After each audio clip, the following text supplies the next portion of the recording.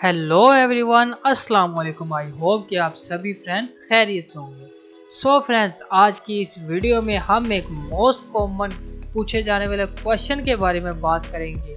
वो ये है कि हम एक ट्रांसपेरेंट इमेज किस तरीके से बनाते हैं और इसे किस तरीके से सेव करते हैं। तो फ्रेंड्स, ये एक ऐसा क्वेश्चन है जो हर रोज़ लाखों हज़ारों की तादाद में सर्च इंजन पर सर्च किया जा रहा है। तो फ्रेंड्स, आज की इस वीडियो में हम इसी क्वेश्चन के बारे में बात करेंगे कि हम एक ट्रांसपेरेंट इमेज तो बना लेते हैं बट हम इसे सेव नहीं कर पाते। सेव करते हैं तो हमारे सामने एक ट्रांसपेरेंट की बजाय पीछे हमारा बैकग्राउंड है उसके ऊपर या वाइट कलर फिल हो जाता है या हमारे सामने ब्लैक कलर फिल हो जाता है। तो फ्रेंड्स, हम इसे सेव करना चाहते हैं बट हम इसे सेव नहीं कर पाते।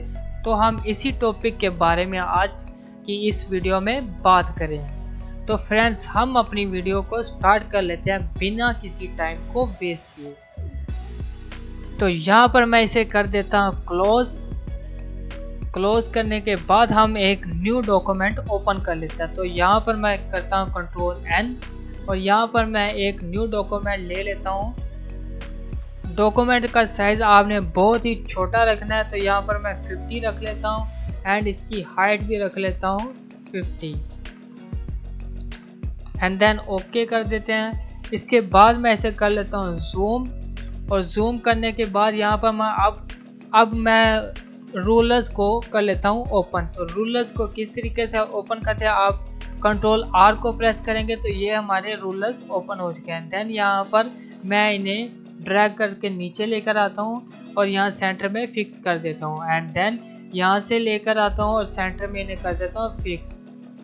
इसके बाद हमें क्या करना है, इसके बाद मैं सिंपली ले लेता हूँ रेक्टेंगल टूल। तो यहाँ रेक्टेंगल टूल में आता हूँ और यहाँ पर इसे क्लिक कर देता हूँ एंड देन इसके बाद हम कर लेते हैं कलर को चूज कि हमने किस कलर में अपना ट्रांसपेरेंट बनाना है बैकग्राउंड। तो यहाँ पर मैं कलर चूज कर लेता हूँ ग्रे, सिंपली ग्रे कलर मैं यहाँ पर चूज कर लेता हूँ।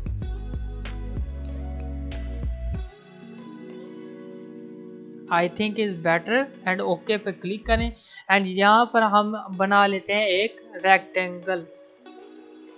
तो ये रेक्टेंगल बन चुका है और ये जो साइड पे हमारे स्ट्रोक हैं इन्हें कर देते हैं हम क्लोज। तो यहाँ पर ऊपर आए, यहाँ पर आपको ये ऑप्शन दिखाई देगा, आपने इस पर क्लिक करना है। तो ये हमारे स्ट्रोक हो चुके हैं क्लोज एंड देन आपने एंटर पे क्लिक कर देना है। इसके बाद आप आ जाइए मूव टूल में। तो मूव टूल का शॉर्टकट है V, या V को प्रेस करते हैं एंड देन आपने Alt को प्रेस करके ड्रैग करना है इसे रेक्टेंगल को नीचे।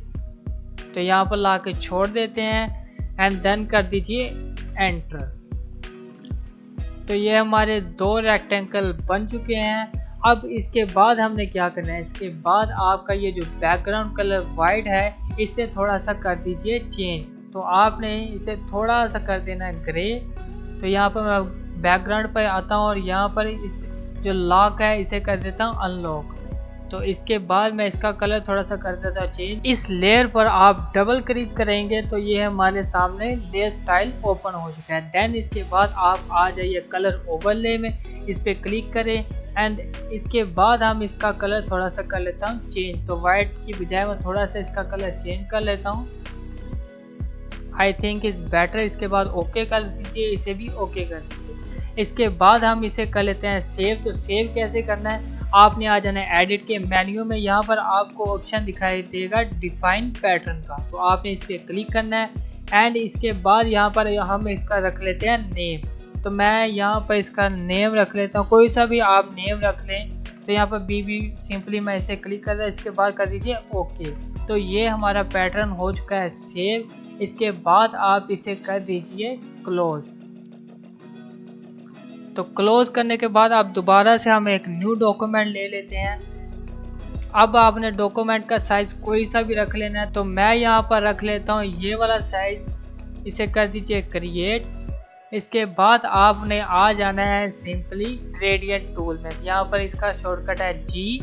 इसके बाद आप माउस का राइट बटन क्लिक करें और यहाँ पर आपने ले लेना है पेंट बकेट टूल, यहाँ पर क्लिक करें। इसके बाद आपने आ जाना है ऊपर, यहाँ पर आपको ऑप्शन दिखाई देगा फोरग्राउंड का, आपने इस पर क्लिक करना है और यहाँ पर आपने कर लेना है पैटर्न। तो पैटर्न पे क्लिक करते हैं।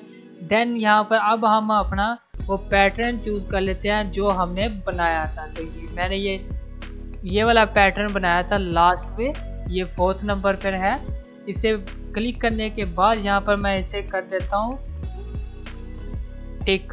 तो ये हमारा पैटर्न बन चुका है, हमारी एक ट्रांसपेरेंट बैकग्राउंड तैयार हो चुका है। इसके बाद एक इमेज ले आते हैं जिसे हमने यहाँ पर लाकर छोड़ देना है। तो मैं यहाँ पर कोई सी भी इमेज ओपन कर लेता हूँ, ये वाली इमेज ओपन कर लेते हैं। इसका मैं बैकग्राउंड जो है वो रिमूव कर लेता हूँ। यहाँ पर आप ऑब्जेक्ट सिलेक्शन टूल पे आ जाइए और यहाँ पर इसकी बना लीजिए सिलेक्शन, एंड हमारे सामने इसकी सिलेक्शन हो चुकी है। इसके बाद आपने इसे कर देना है अनलॉक और यहाँ पर आप इसका ले लीजिए मास्क। तो ये हमारी ट्रांसपेरेंट इमेज बन चुकी है। इसके बाद आप कर दीजिए इसे कन्वर्ट टू स्मार्ट ऑब्जेक्ट। तो ये हमारी इमेज रेडी है। इसके बाद आपने सिंपली इसे ड्रैग करके ले जाना है अपनी ट्रांसपेरेंट बैकग्राउंड पर।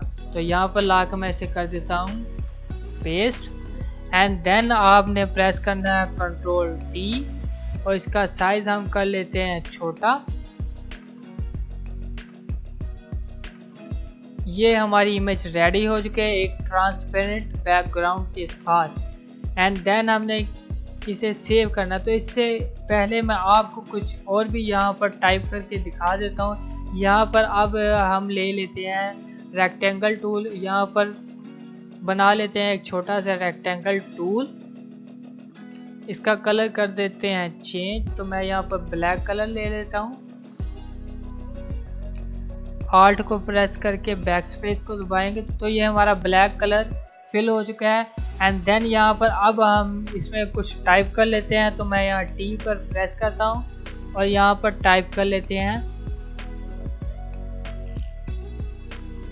कुछ भी आप टाइप कर सकते हैं। तो मैं यहाँ पर लिख लेता हूँ न्यू इमेज, देन ओके। इसके बाद इसका कर लेते हैं कलर चेंज। तो यहाँ पर वाइट कलर रख लेता हूँ। इसका साइज हम कर लेते हैं बड़ा,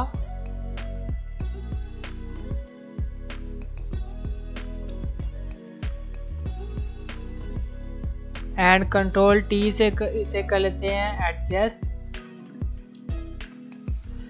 इसके बाद अब मैं आपको जो मेन हमारा टॉपिक था इसे सेव करने का, तो इसे हम कर लेते हैं सेव।